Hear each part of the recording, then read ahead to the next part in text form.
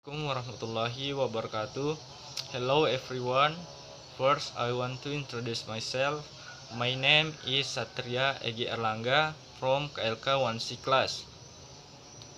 I want to explain three vocabulary or terms in the port. The first, the port police.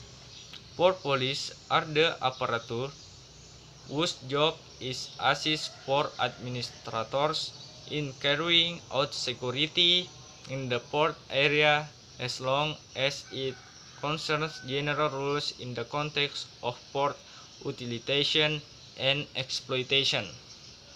Yang pertama, polisi kepelabuhan. Polisi kepelabuhan merupakan aparat yang bertugas untuk membantu administrator pelabuhan dalam menyelenggarakan keamanan di daerah pelabuhan sepanjang mengenai tata tertib umum dalam rangka pendayagunaan dan pengusahaan pelabuhan. The second, human resources. Human resources are one of the most important factors that cannot even be separated from an organization, but institutions and companies. Human resources are also the key that determines the development of a company.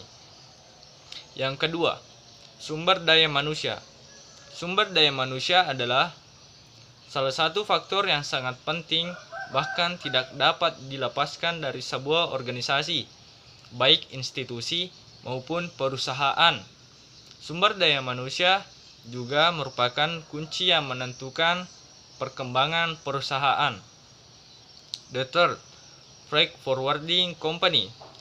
Freight forwarding company is a company or business entity engaged in the providing goods delivery service. We all already know that an item will be sent because there is a need to move or send goods from one place to another.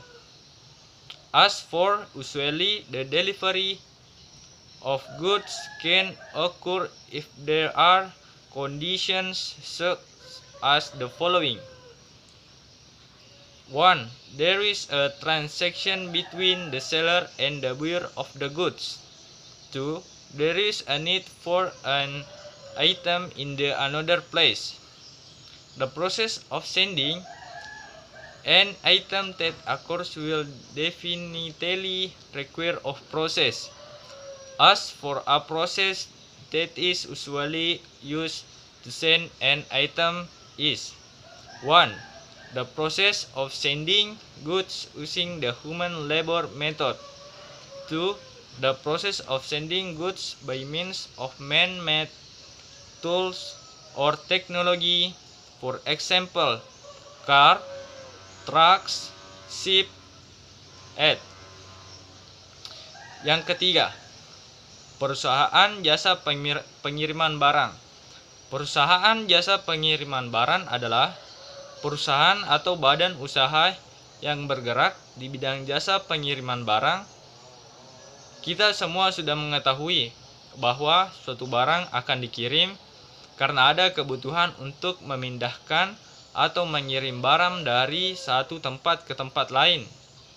Adapun biasanya pengiriman barang dapat terjadi apabila terdapat kondisi seperti berikut.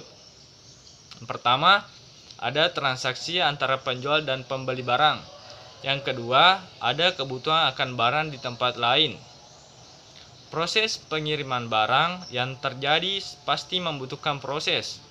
Adapun proses yang biasanya digunakan untuk mengirim suatu barang adalah yang pertama, proses pengiriman barang menggunakan metode human labor.